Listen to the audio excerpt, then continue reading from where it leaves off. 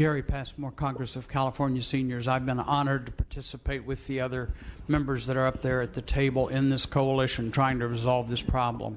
I am standing here absolutely certain that when you step forward to approve this overtime policy, first in the country to discover some of these problems, you never assumed that you are creating harm or putting families in crisis. And I think it is so fundamentally wrong that that would be the result of this well-meaning effort on your part and the other members of the legislature. And I want to make sure that the record shows that the parental exception that they're talking about here is on a it's for folks that were enrolled when the overtime policy took place. Going forward, that will not be the case. So it's limited. I am personally offended by the fact that more than half of the people in IHSS are seniors, and they're concerned about taking care of kids. I'm concerned, and you're concerned about kids, but what about the other majority of people in IHSS? We've got to deal with this, Mr. Thurman. We absolutely have to. Thank you. Good afternoon. My name is Susanna Saldana, and I come from Merced, California, and I care for my son. His name is Mario, and he's 29 years old. He's mentally and physically disabled, and he's walker-bound. He needs 24-hour care, and I want to just, to keep the overtime. I think it's wrong to have to come back here and argue about the overtime. It should be put in and not talked about. But we deserve the overtime. I feel like we're now finally getting paid what we deserve. And I'm here today to urge to provide the exemption to all these limits in cases where our clients' health and safety would be affected. Let's work together to ensure the IHSS gets the best care possible, the clients, and to make this program work for providers and recipients. Thank you. Thank you. Libby Sanchez on behalf of the Public Authorities for In-Home Supportive Services. I want to first align myself with my colleagues, Ms. Senderling and Ms. Doctor, with whom we've been working in a coalition and with which we have presented the committee and the administration with a list of items we'd like addressed. One of the issues I'd like to raise briefly is the LAO in their testimony mentioned a list of items they'd be looking at in addressing whether or not the list of amendments we're recommending is viable. And one of the recommendations they said they would be looking at is the cost of implementing these proposals. I would suggest that they also looked at the cost of not implementing these proposals.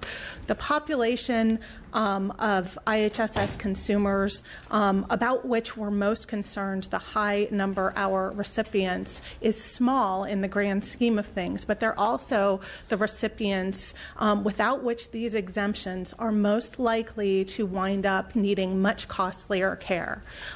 Secondly, it bears repeating that the Sophie's Choice that consumers who have two family members, not just two children, but two family members, are going to be forced to make because they do not meet the requirements of the exemption, which allows for higher number of overtime hours for two children, is just heartbreaking to all of us. Thirdly, I'd like to point out of greatest concern to CAPA right now is the requirement, which we're very concerned just can't be met, that by April 15th, the new provider enrollment form, SOC 846, has to be submitted. And if it's not submitted, then providers can't provide services by May 1st. Just to give you a few numbers, many counties have only received 30 or 40%. One county, the highest county receiving, has 62%. So for those reasons, we really hope the committee will look at all of these recommendations we have. Thank you. Thank you.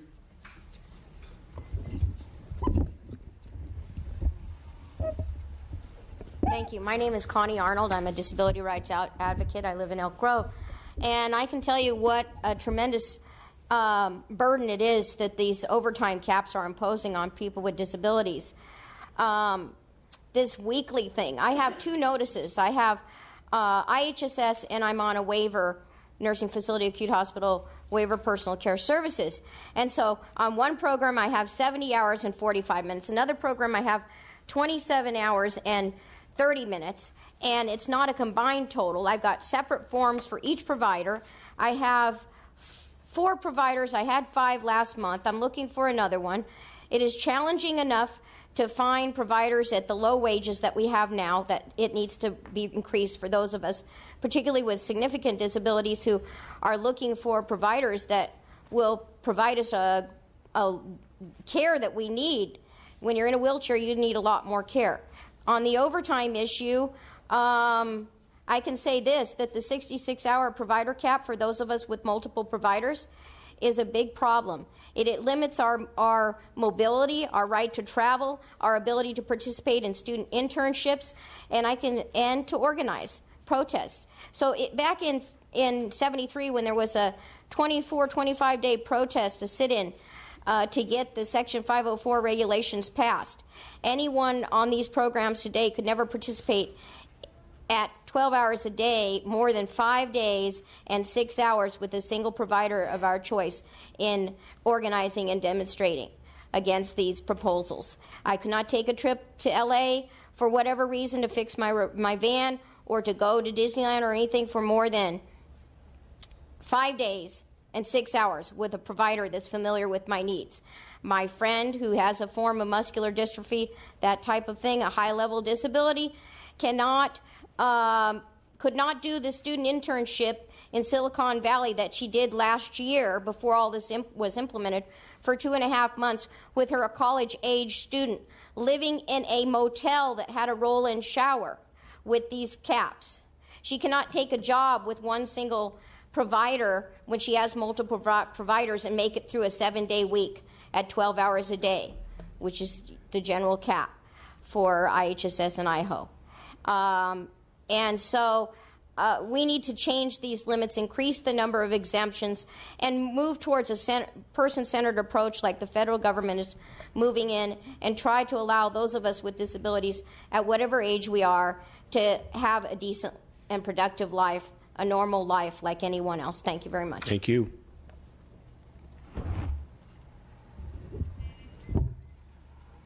Okay. Hello again. Real quick, first a comment, and second a suggestion, just real quick. I have a Master of the Arts degree in Disability Studies, and also have 37 years of experience with disability. And I feel like that a lot of the problems that the IHSS is having with implementing such rules that have been honorably proposed or put forth by Mr. Thurman are based on probably a lot of persons who are in charge or using, I wouldn't say using, persons making the decisions not having that same experience with disability, first of all. Secondly, suggestion maybe, you could probably follow a model much like the Unemployment Insurance Appeals Board, or something where each case is handled on an individual basis by people who are understanding and in line with what Mr. Thurman's approach was in the first place, which was not to cause harm. So with that being said, thank you for your time. Thank you.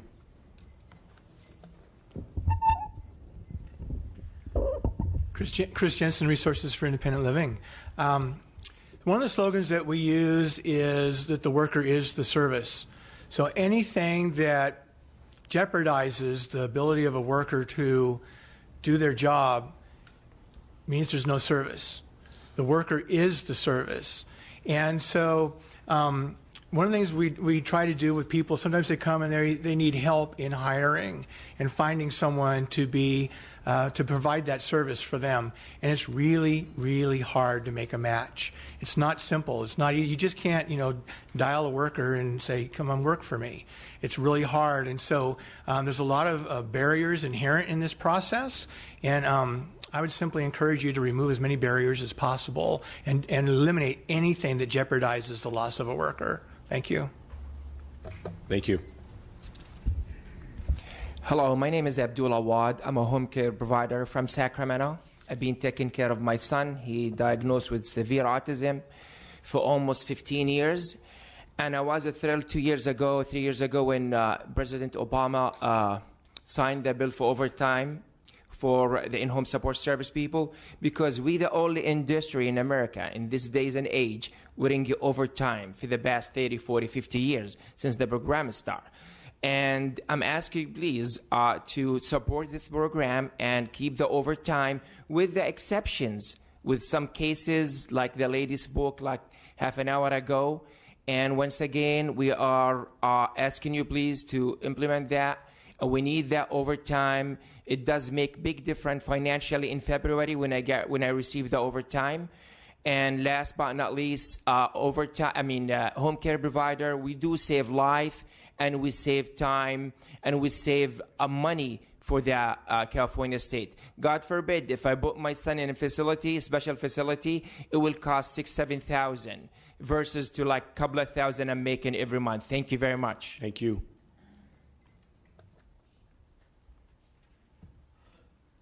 Hi, my name is Ernestine Stewart, and I take care of my daughter for the last 13 years. And she was in an accident that left her paralyzed from her arms down.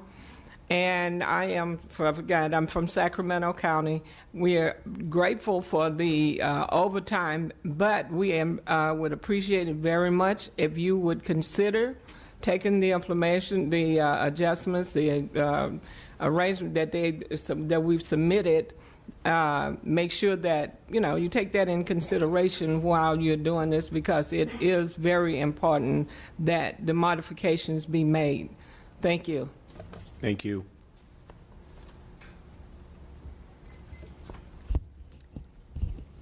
Hello, my name is Rosalia Rodriguez.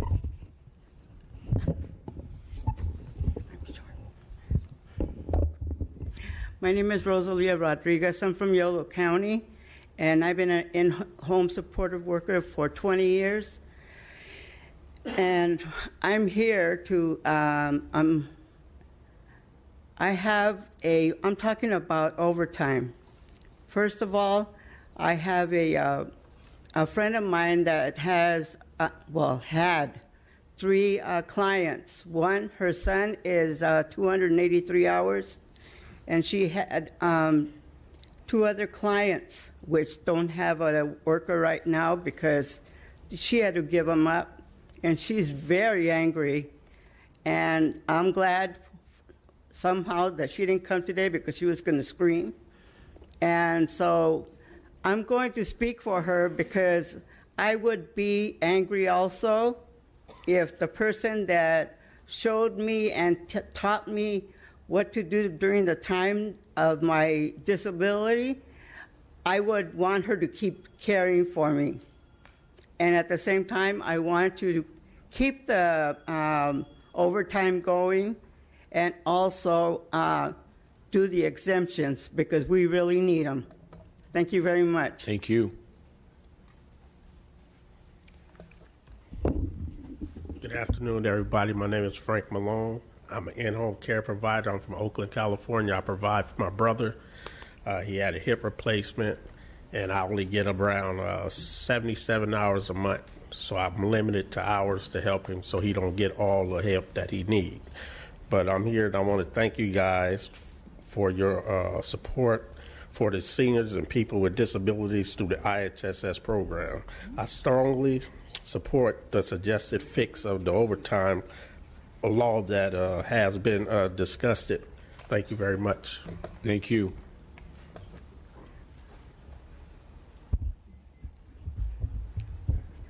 Hi, my name is Florence Croson. I'm from Merced County. I'm a provider there, and I'm going to read a story or a letter actually, from Susan Farmer. She's an IHSS provider in Calaveras County. It says, "Dear members of legislature and legislator, my daughter is severely handicapped. She cannot talk, walk, or care for herself in any way.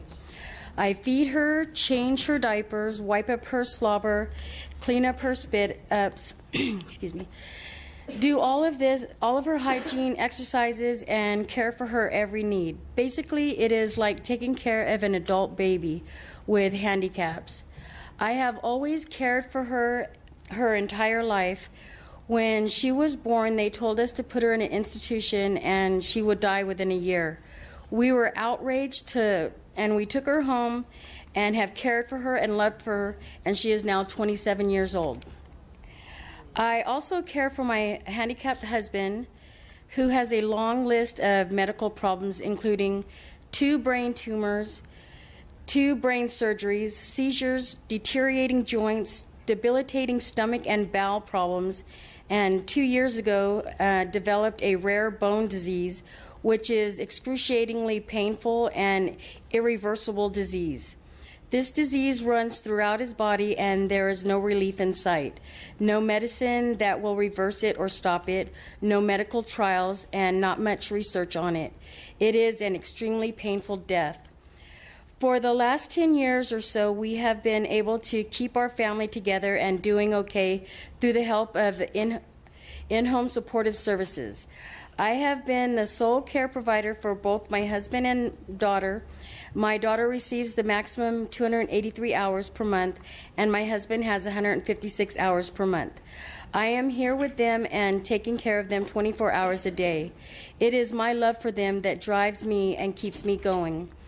Now the state has decided to cap my hours that I can work to care for my family to 66 per week. This is the total amount the state says I can work for both family members. As of May 1st, we will lose the home that we live in and become homeless and uprooted. Please understand, it is not like I can just go earn extra money. I can't do that, as I am taking care of 2 handicapped people 24 hours a day. As for other providers coming in, both myself and my husband certainly would not feel safe handing the care of my daughter to a stranger, where she could possibly be exploited, taken advantage of, or hurt from a stranger because she is completely helpless. My daughter would be upset, nervous, and traumatized by it as well. My husband feels extremely traumatized by the thought of another caregiver coming in and taking care of him. He feels humiliated and upset and traumatized at the thought of anyone cleaning up after his bodily fluids, or coming to after seizures rip through his body and seeing the face of a stranger when he is at his most vulnerable. The state is taking away his dignity, jeopardizing his safety, and taking away his choice of caregivers by capping hours and trying to force another caregiver upon him that he doesn't want. In addition to this, we live in a remote area.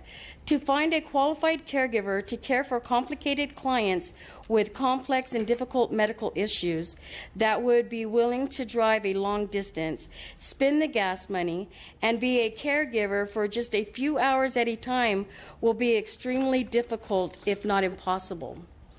So we are asking for an exemption on the cap of my hours so that I can continue working the hours I always have with no cap, in order to care for my family, keep us together as a family, and allow us to keep a roof over our heads and pay for all of our needs. If there is no exemption, then my 2 family members that I care for will be at risk of being institutionalized, because we all live under one roof, and we will all be homeless if there is not an exemption. Thank you very much. 你好啊，我叫李秋堅，我哋強烈支持考慮會加辦嘅律師嘅建議，小鬼，多謝，多謝。Thank you. So, hello, my name is Chiu-Jan Lee. I strongly support the suggestion that you guys have been talking to. Thank you. Thank you.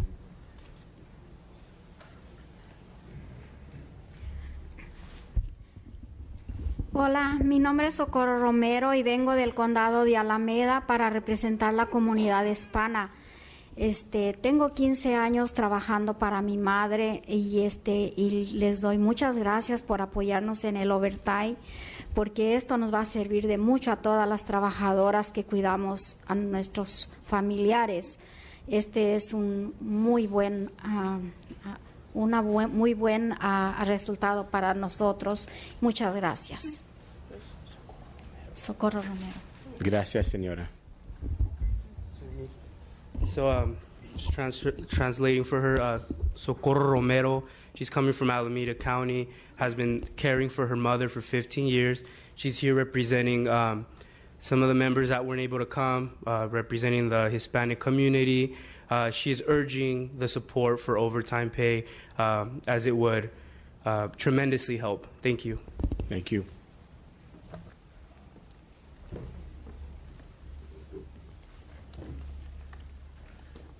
I want to thank all of our speakers on this issue. I want to thank all of our panelists on this issue. We invite you to remain with us as we continue to discuss IHSS on the next panel. We are not agendized to take action on the issue of overtime, but obviously we have heard from many of you your concerns about how the overtime is being implemented, and we want to encourage and really are encouraging our staff to work with the advocates to work through all of these cases around implementation. Our recommendation is as follows. It's a request to the Department of Social Services to examine the costs and programmatic effects of expanding the grace period beyond May 1st and to provide an analysis to the subcommittee by March 31st as this discussion continues. Further, a request to the Department of Social Services to work closely with the IHSS Coalition to ascertain the full magnitude and severity of the issues that have been raised and to consider options to ameliorate future issues with implementing overtime, provided needed exceptions, in implementing the violations policy fairly after the grace period ends. That's our recommendation. Clearly, we'd like for our departments to work with the advocates on how to work through these concerns around implementation. Again, thank you. Thank you to our speakers. Moving on to issue number 3. Just to clarify, issue number 3 addresses a number of proposals in the governor's budget related to IHSS.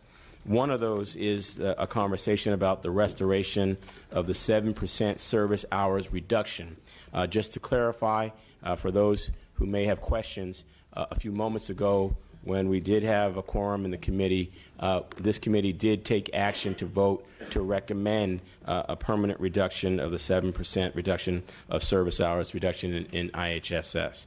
We do want to give our panelists an opportunity to speak to this as well as any of the other proposals. I just wanted it to be clear for anyone who has spoken. The committee at least has already taken action and is saying that it believes that the 7% reduction restoration should be ongoing and permanent. And so I just want to clarify that for those who might wish to know and speak on this issue. The committee has already taken that action affirmatively. Having said that, we welcome remarks from our departments, from the Department of Finance and from the LAO's office.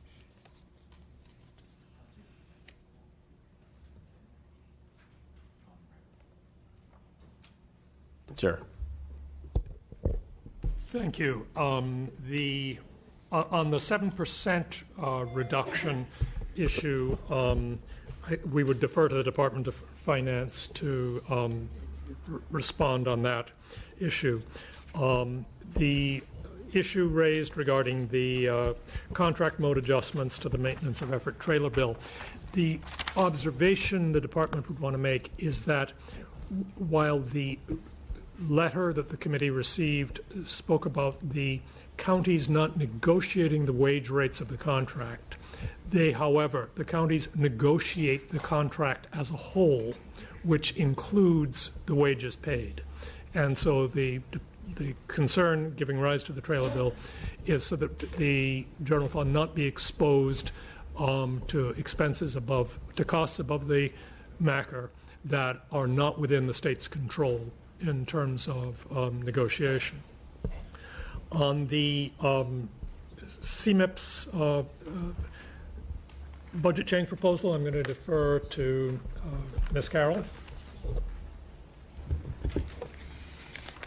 So this particular request it's related to what was developed under the Coordinated Care Initiative, something called the Universal Assessment Tool. And the tool was designed to take IHSS and other home and community-based programs like MSSP and CBAS, who are now connected in the CCI counties, under managed health care. So we have had stakeholder groups and activities going on between the Department of Healthcare Services, the Department of Aging, our department, working with, and initially with the SCAN Foundation, and then later under contract with the UCLA group, who is helping us in the development of this assessment tool. The concept here is that the tool is going to increase the accuracy of the assessment, enhance the outcomes for the individual. We're looking at non-duplication between all the home and community-based programs. We're looking at ways that we can streamline it. The schedule that we've been working on for the last 2 years. So just as a reminder, when we started CCI, it got delayed out until April of 2014, even though statute passed in 2012. We did not start the UAT activity until after implementation of the CCI. So we've done numerous stakeholder groups, as I said. We're in the research phase now, where we have a draft tool that is going to be going through a focus group activity for to see how well it's doing. After that, the goal is to take the tool and move it into a pilot phase with 2 counties testing it. And the individual would be tested on both the new tool and the old tool to see the difference and the benefits, with the goal eventually to have it go statewide in our CMIPS 2 system.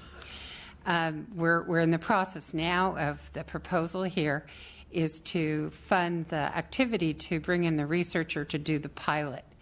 The 2 staffing positions that we've requested, all of this to sort of give context, the 2 staffing positions that are being requested are meant to assist in the process of how to design the new tool to minimize its impacts into CMIPS 2. So we're trying to bring in some of our staff who could do that activity. If we don't do it, we'll design something that's probably going to be more complex, more difficult. It won't align as well into the current system and array. And the goal here is to have this tool in our system and to create a portal that allows managed care and the other home and community-based programs to interact with the assessments. So we could share basically a core assessment and information across all the programs, thereby the individual not having to go through endless assessments over and over from different programs.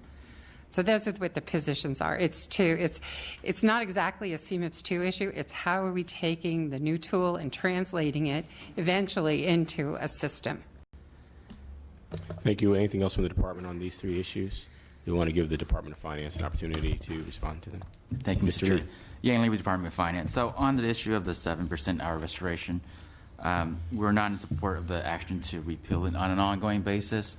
Our position is that the restoration should remain in effect as long as the MCO tax is operational. So to the extent that the tax revenue, or after 3 years, or to the extent that the federal government doesn't allow the tax, the 7% restoration should also take effect. Thank you. Did you have anything else on the other items in these other proposals? Thank you. Anything from the LEO's office? Thank you, Mr. Chair.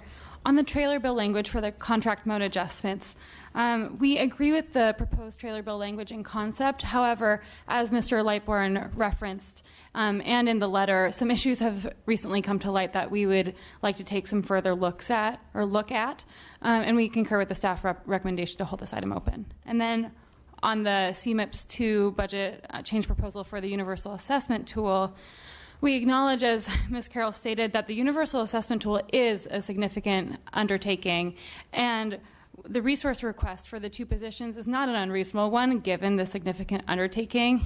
That said, we do have several questions related to the specifics about what these positions will be doing and what the timeline is for the universal assessment tool. You'll see several of these questions listed on page 26 of your agenda that the staff has prepared for you. We're also interested in the broader scope of work that will be undertaken. We continue to have ongoing conversations with the department about this budget change proposal, and we'll continue to work with staff. Thank you. These items are being held open with the exception of the issue of restoring cuts to the 7% reduction in IHSS. The committee has already taken that action in the affirmative. Is there any public comment on any of these items? Deborah Doctor, Disability Rights California, wanting to thank the chairman, who I am grateful to say represents me, for his enlightened position on the restoration of the 7% cut. Thank you very much. Thank you.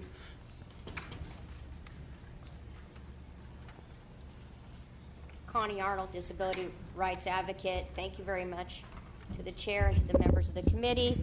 And thank you for restoring the IHSS 7% cut. And we object to the viewpoint of the Department of Finance that it shouldn't be made permanent. It's contingent upon the MCO tax. And in relation to this tool that was discussed, I am concerned that California, though it's a leader in the nation in a lot of ways, is missing part of it in its approach and lacking the person-centered approach. And I heard from a representative from the U.S. Community on Living Agency in Washington, D.C. this weekend, and I think we need to look at things more openly than just a per-task type of orientation. And I haven't seen the tool, but I would like to see it so I can comment on it. Thank you.